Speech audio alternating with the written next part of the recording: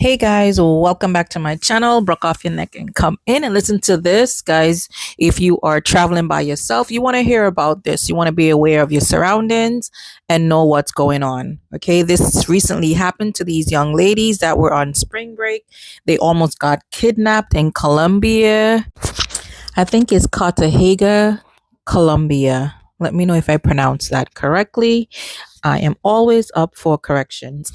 Guys, kindly watch the video throughout from beginning to end. That's how my videos get out to other people. And you can also subscribe if you enjoyed the total video or some parts of the video. Okay, we're going to get into it. We're going to listen to these ladies' experience. And I just want you guys to be aware of the areas that you go to, the places that you go to. Try to take a male figure with you if you can. Be in a group, not by yourself. And just be aware of your surroundings. So let's get into it. This is something that's so traumatizing to me, and I just decided to share my story because I know so many people who travel, and you never would think that it would be you. This is going to be a simplified version. I already told the full story on my Instagram, but I just wanted to share it on TikTok as well. So this should just be a shorter version. So me and my friends met up with a mutual friend that just so happened to be in Colombia. We decided to do a party bus tour. Once the party bus was over, they did leave with their private driver because they had a meal to go eat with their private chef. And we were just like, okay, well, we're going to go grab some food because the food at our resort was nasty. So we ended up going to Costa Palenque. Now, this is not like a random area. Tourists go here all the time. When I tell y'all, it's kind of like, I want to say like a Bourbon Street. I don't know if y'all ever been to New Orleans, but it's basically like a strip. Like, it's a lot of people out there. There's vendors. Like, it was a public place. So we ate. I had me a little hookah. My phone did get stolen, so I'm going to include as much pictures as I can, but I really don't have anything to show y'all. So once it was time to go, there's taxis, like, all over the place, like, to take you home. If you go to Cartehega Columbia, do not trust the yellow taxis whatsoever. The first taxi we went to was trying to charge us $50, and we was like, no, we don't want the $50. After that, we went with the second taxi, and it's crazy because he charged us $50 too, but we was just like, at that point, it was like, okay, honestly, if we keep trying, they're all going to charge us $50. We just wanted to get home. Our hotel was about 30 minutes from where we were at in the city. So we was just like, okay, forget it. We're going to go ahead and take it. So we told him where we were going, and he said, okay.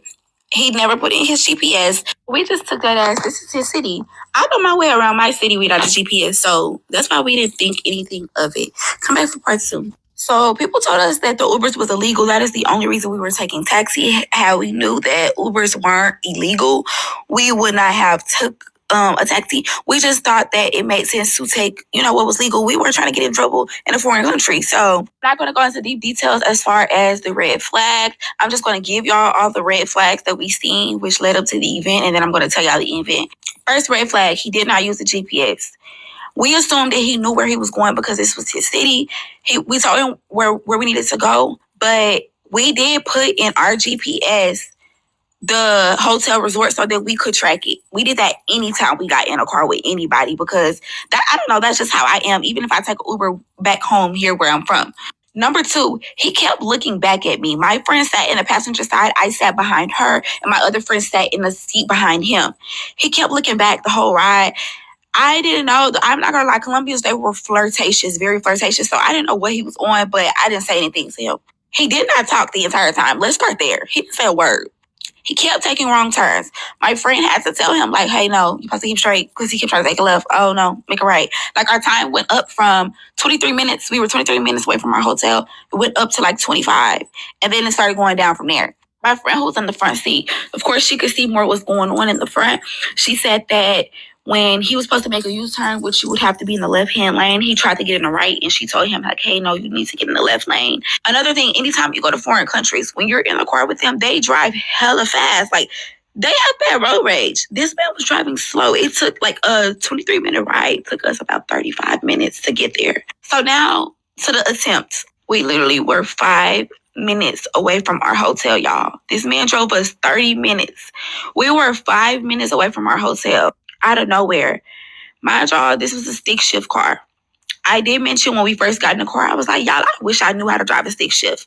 Not knowing that I would behind him, reach my phone and reach my friend's phone in a passenger seat. My other friend who was who was sitting behind him, she was sleeping. So I'm assuming that's why he didn't try to grab her phone as well. Regardless, he has two hands. So, even if he did try, it wouldn't have worked.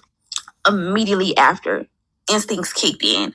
A kidnapped attempt in Cartehega, Columbia. So in the process of me attacking him, I'm screaming to my other friend. I'm like, wake up, he's trying to kidnap us. So she starts attacking him too. So it's three of us attacking him from different directions. I feel like he did not expect this to happen at all. Like, he did not expect us to put up a fight like that, y'all. We were going in on him. So at this point, he's trapped in the corner, the driver's side of the car. So he jumps out the car. So at this point, since he can't have all three of us, he's at least trying to take one of us. So he comes to the back side of the car. He tries to drag my friend out the car. I told them, I said, y'all, we need to stay together. We're either all going to be in this car or we're all going to get out this car. So he keeps trying to drag her out the car. I'm pulling her back in. He tries that for a good 5 minutes. He couldn't get her out. After that, he comes to my side. Y'all, I got the most damage. Like, he kept hitting me the most. I don't know if it's because I was attacking him the most or what, but y'all, he kicked me in my chest, y'all. He had steel toe boots on. He kicked me and my friend in the chest, actually, but he kicked me in my chest. He dragged me out the car with my wig. My friend pulling me in. She pulled me in, so that pulled him back in. When he got in, he's like hitting me. He's hitting me in my chest, y'all. So at this point, I'm just literally trying anything just to get out of this situation. Y'all, I bit him. Not only did I grab his balls, I twisted them, and I just kept twisting and twisting and twisting. And eventually he just backed up off of me. So then he tried my last friend. She must have went in on him so bad, y'all. Her nails, her raw meat is showing. I have the picture of that, so I'm going to put that in here. Her raw meat is showing on her nails, like, y'all. So eventually he gave up on that and he went back to the front. But once all these attacks did not work, y'all, eventually he tried to get back in the car. My friend is in the front. When he tried to attack me, my friend's in the front trying to drive the car. We were trying to, get out at least out of the situation. And once he realized that worked, he got back in the car and we were trying to lock the car. We don't know how to work a foreign car. And I feel so helpless in this situation. And y'all, we are on a pitch black road, no street lights, nothing. So he was trying to drive again. We started attacking him again. You're not going nowhere with us, sir. So eventually he got back and he drugged me out the car. Y'all, ripped my whole wig off of me. My knee is scraped up. So then my friends hopped out the car. We all hopped out the car. So all of our phones are in the car at this point. We're going to pitch black road. So my friend is still trying to get our phones. And she was hanging on the door as he was driving. He kept trying to brake check. She was trying to get our phones so bad because we did not know where we were going to go. We're in the middle of nowhere in a foreign country. We were terrified after he just took our phones, attacked us. So once that did not work, he ended up driving off. I don't want to make this part too long, so come back to part 4. I'm trying to make that the last kidnap attempt in Cartehega, Columbia. So immediately, y'all, I'm a mom. My instincts just automatically click in. I'm like, y'all, I understand y'all want y'all phones, but we have to go. He may have somebody waiting to come get us. You don't know who he has with him, accomplices or what. So I'm like, y'all, we got to run. So we just started running, y'all. We just kept running. All of a sudden, somebody on a motorcycle came.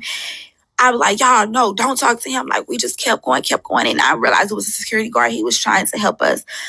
Right to that point, y'all, we have no shoes. We have no phones. My wig is off my head. We just have nothing. We realized it was a security station. They helped us. At first, we were not trusting of them. We did not want to. It was a language barrier, so we could not communicate with them. They were trying to communicate with us through Google Translate. I didn't know if they were in on it, so I did not want to communicate with them. But eventually, we realized I just was praying the entire time. Honestly, when we were running the entire time, I was praying. I was like, God, just thank you, Lord. God, just give me discernment. Lord, give us guidance. I was just like, God, just please let us make it back home to our families. We were all on the same court that if we made it back to that hotel, we were leaving on the first flight out back to Houston. So yeah, eventually, the security people, they got in contact with our hotel and they were able to send a car to come get us. When the car came, it was untagged, y'all. I was not playing with them. He was like, no, y'all, come on, let's get in the car, whatever. And I was like, no, if y'all security guards are not getting in this car with us, we're not going. We will walk back to this hotel because we knew how to get there. It was just a dark pitch black road. nothing but trees, woods, like, oh, what? Like, we're scared. The security guard was like, yeah, we'll come. He tried to get in the front. I said, no, you're getting in this back seat, mister. Y'all, we made him ride in between us. I made my friend get in the front seat. We had our windows down in the back seat in case we needed to jump out that car, but we made it back to the hotel safe, y'all, immediately. We just, like, broke down. We were hugging each other. Like, we could not sleep. This is just, like, such a traumatizing experience. Everybody keep telling us, like, we need to contact the police, the embassy, and everything. Everybody it was a lot. The police came. They eventually went to go check the scene out. And one of my friends, her phone was left inside the car because he did not take her phone. She was sleeping. So we had her updated location. Even still to right now, we can see her updated location because her phone isn't dead. Y'all, they went there. They showed us a random man. They said it was 3 taxis in that apartment complex. They showed us a random man driver. It wasn't him, but they never showed us 2 other drivers. So honestly, I feel like the police was in on it. They tried to actually get us to leave with the police. They said we have to go with him to go with them to identify the man, and we refused. I told them we're not going anywhere. Like, if I go anywhere, it's going to be me leaving here to go to the airport to go home. And I'm so glad I didn't, because they could have been in on it. Like, they didn't show us the guy. Y'all showed us one person, but y'all said it was 3 taxis there. Weird. Honestly, with this situation, when I told the story on Instagram, I thought I was good. I thought I was over it. A couple hours that went by. It was about 12 hours later. I thought it was fine. Mind y'all, we literally had only been to Columbia for 24 hours at this point. We arrived at Columbia at 10:30 p.m. on Monday. This happened Tuesday at 1:38 in the morning. We were literally texting each other in the ride the entire time, which is crazy because we were literally had just joked about, like, I told her, I said, he acting weird. If he tries something, we're going to take his car, not knowing that a minute later, he would snatch our phones and we could have been sex trafficked, y'all. He literally had 3 motorcycles waiting down the road, but because we had passed them up and beat him up to that point, they didn't come to that point because we were so close to where the security was. They did not want us to get caught. I just want to tell anybody who decides to go to Cartehega Columbia, if you ever decide, get a private driver. Honestly, I wouldn't even trust the street food. Get you a private chef. Like, do not trust the yellow taxis. Do not go anywhere by yourself. Keep the communication with those people to a bare minimum because they scam. Even when we bought stuff off the street, y'all, they kept trying to scam us and overcharge us. This man tried to sell my friend some gas, some Zaza. He wanted $50 for 3.5. For 3.5, do you think we're agreeing? Mind you, nobody out there was smoking. That was skeptical. He told me, I got that sticky icky. No, you kept your sticky and your icky because nobody wants that. My biggest fear was going out here and getting like a stomach bug. I didn't got kidnapped. That was the least of my worries. Like, this is just such a traumatizing experience. 1 minute I'm crying, the next minute I'm happy because I'm like, dang, I really made it back home. I just keep thinking about how so many people do not make it back home. And nobody understands how I feel in this situation except my 2 friends who were there with me. It's so many emotions, y'all. I'm paranoid. Like, when I got off the plane, I'm checking over my shoulder. Like, I know I'm going to have to go to therapy for this situation because it's so traumatizing. Like, I'm sorry, y'all. My voice is going in and out because I keep crying. Like, this is just such a devastating experience. And it makes me want to set out on traveling. We literally had another trip booked for May. This literally makes me want to sit out on traveling. We've said, forget the trip, forget the money we spent. Y'all, we spent so much money on this trip.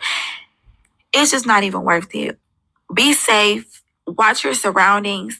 And if you don't know how to defend yourself, please have self-defense. Because if it wasn't for us self-defending ourselves, that man probably would have been able to get us. He was not expecting that at all. Like, he just kept looking at us like he was in shock. We fought back for our lives. And I will do it again if I have to. If I had a weapon, I would have defended myself if I had to. Please just be cautious, y'all, as a young female, like, anywhere. Because men do not have the same experience in these foreign countries that we have. So you heard about her experience of getting kidnapped in Colombia. One thing she said that she wished she had a weapon. Yes, ladies, when you're going out, make sure you have some type of weapon with you, even if it's a little small knife or a taser, something to defend yourself. Because if you can't find if you can't fight, you need something to defend yourself. There were three of them, but still they kept, trying to kidnap all three ladies. That was so scary. I mean, listening to her almost brought me to tears. I listened to this video like early morning, like 6 a.m. in the morning. As soon as I got on YouTube, on TikTok, it came up on my For You page, and I was just listening to her and feeling very sorry for her. I hope these ladies take this further and maybe reach out to the ambassador in Colombia and let them know what's going on, because if they were lucky, maybe the next person won't be lucky. And for those person who are hearing this right now, be very careful, be very vigilant when you go to other countries. I love traveling, but I'm fearful of doing it by myself, because I'm the type of person that likes to go off of the resort. I like to hang with between the locals, and you never know what a person is thinking. So anyway, guys, if you enjoyed this video, don't forget to like, subscribe, and turn on your post notification bell. Take care.